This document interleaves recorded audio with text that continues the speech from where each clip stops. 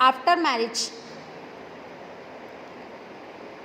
वो जो लड़की है, ठीक है, न्यूली मैरिड, तो उसको बहुत ज़्यादा टॉर्चर किया जाता है। कैसे?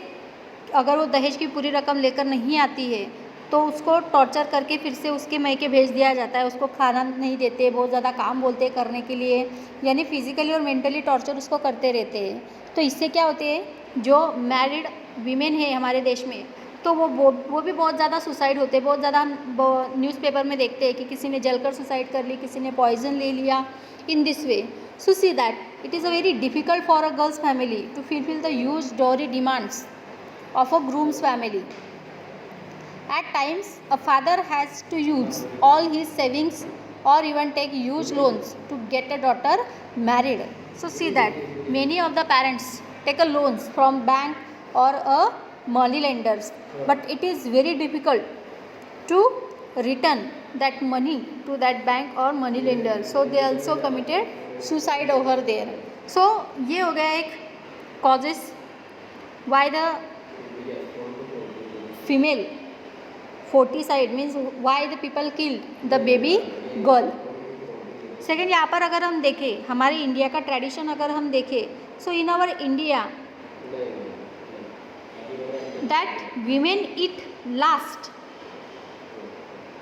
Least throughout their lives even when pregnancy also. हमारे देश की जो महिलाएं, सपोज अगर जॉइंट फैमिली है, तो जॉइंट फैमिली में क्या होता है कि जो महिला है वो सबसे लास्ट में खाना खाती है.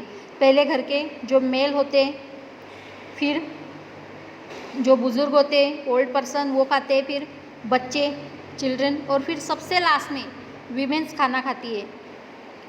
अगर वो प्रेग्नेंट हुई तब भी. और इसीलिए so India has a very high rate of child malnutrition. Malnutrition means what? What is the meaning of malnutrition? malnutrition यानी कुपोषण, कुपोषित. बहुत ज़्यादा बच्चे malnutrition born होते हैं, यानी कुपोषित जन्म लेते हैं हमारे देश में. So see that is the examples of female foeticide and gender inequality. So see that two examples are there. First one, growing up in Samoa in 1920s. Samoa. What is Samoa? Samoa is the islands are a part of large group of small islands in the southern part of the Pacific Ocean. It is an island, Samoa. So see that in the 1920s, according to research report on Samoan society, children not go to school. एक संशोधन में, एक research में ये क्या पाया गया कि some childs they are not go to school.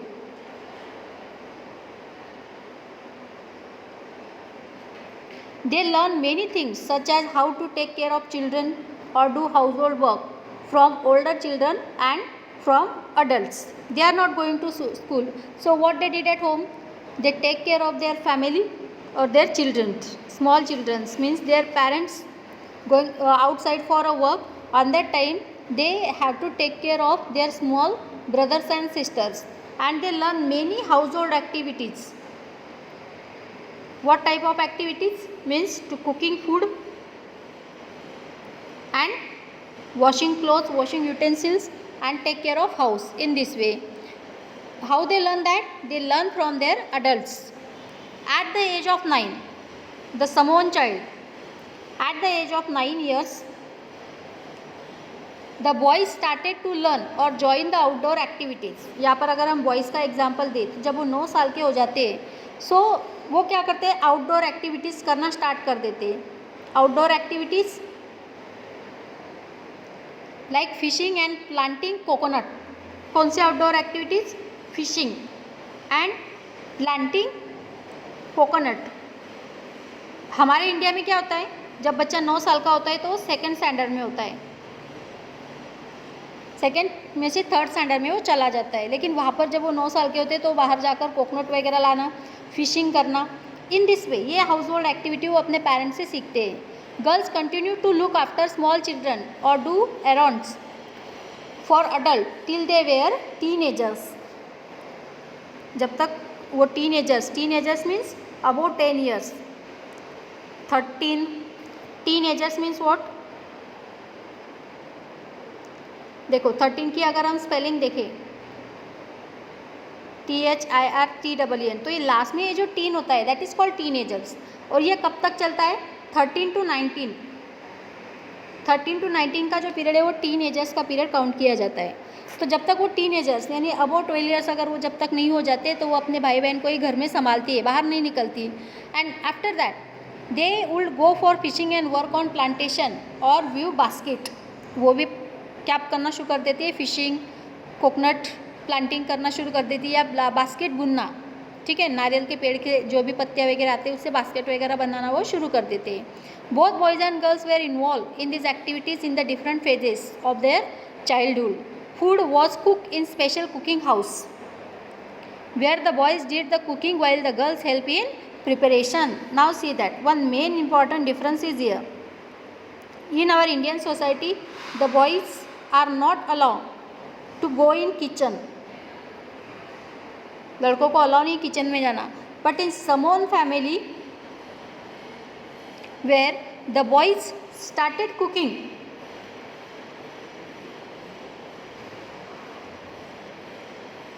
जो लड़के होते हैं क्या करते हैं? वो कुकिंग करते हैं। But the girls they help in the preparation. Girls खाना बनाती क्या? नहीं, उनको सिर्फ हेल्प करती प्रिपरेशन में, जैसे फॉर एग्जांपल सब्जी वगैरह काट कर देना, आटा भूनना, इन दिस वे। लेकिन पूरी जो रिस्पॉन्सिबिलिटी कुकिंग की वो किसकी होती है? बॉयज़ की। सो सी दैट अगर हम यहाँ पर डिफरेंस देखें Indian children and Samoan children, तो it's lots of difference is there. Samoan children and Indian children का डिफरेंस देखो, they are not go to school, but in our Indian child they are go to school from 4th year. 4 साल से ही बच्चा school में चला जाता है। They did the household activity. We our parents not allow to do any household activity. In Samoan children girls can't cook. In our Indian child, the boys not allow to cook food. ठीक है, ये difference है यहाँ पर। तो ये हो गया समोआ, ग्रोइंग अप इन समोन चाइल्ड इन 1920s का एग्जाम्पल है। दूसरा एग्जाम्पल अगर हम कर ले तो growing up as males in Madhya Pradesh in 1960 का एग्जाम्पल है मध्य प्रदेश का। See that second example, here is a glimpse of matriarchal society in a small town in Madhya Pradesh in 1960। One small town examples of Madhya Pradesh from class 6 onwards. From class 6 onward, the boys and girls sent to separate school and even their school were designed a totally different ways. In our Jain International School, what happened there? Separate school है क्या आप लोगों के लिए? No, एक ही school है, but your sitting arrangement is different. Means 1 रो, यहाँ पर अगर 4 रो है, ठीक है, तो एक रो पूरी गर्ल्स की होती है, बाकी के 3 रो जो है वो बॉयज़ के।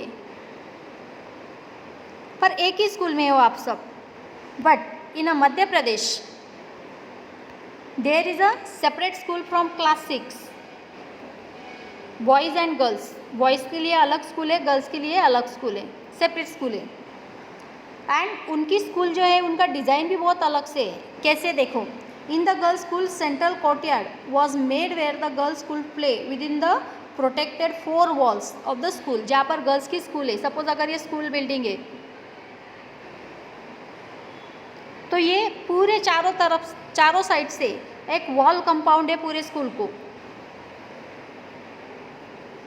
गर्ल्स स्कूल पूरा वॉल कंपाउंड है चारों तरफ से।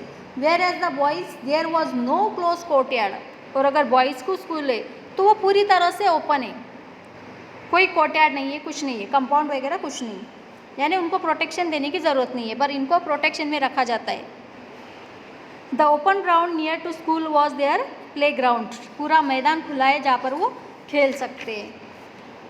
Every evening one school was over, the boys watch 100 of school, girls crowded the narrow street. देखो what happen after the school. अभी यहाँ पर लड़का लड़की जिनको सेपरेट किया जाता है, बॉयज़ एंड गर्ल्स को, जब वो 6th स्टैंडर्ड में होते हैं। अभी आप 6th स्टैंडर्ड में जब आप होते हैं तो आपकी उम्र होती है नियर अबाउट 11 to 12। तो यहाँ पर जैसे स्कूल छुट्टी है तो यहाँ पर क्या होता है कि सपोज़ अगर ये गर्ल्स स्कूल है,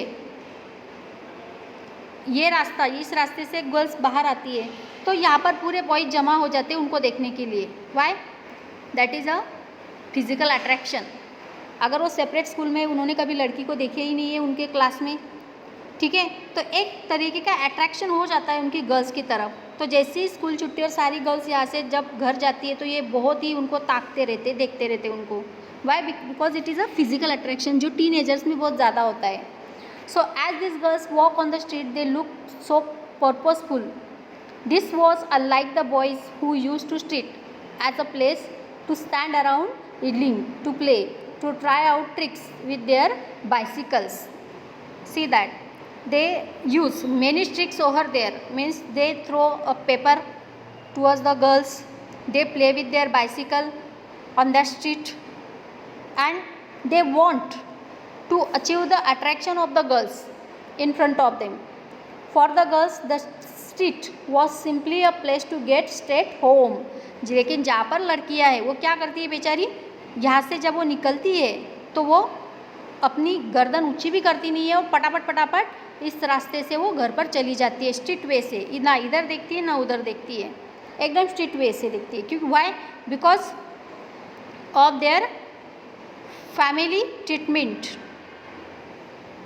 उनको पहले से ही बहुत कुछ समझा कर भेजा जाता है घर से कि स्कूल छुट्टे सीधे घर आना है, रुकना नहीं है, किसी से बात करना नहीं है, एक्स्ट्रा क्लास हो तो इन्फॉर्म करना है और रुकने की ज़रूरत नहीं है एक्स्ट्रा क्लास के लिए।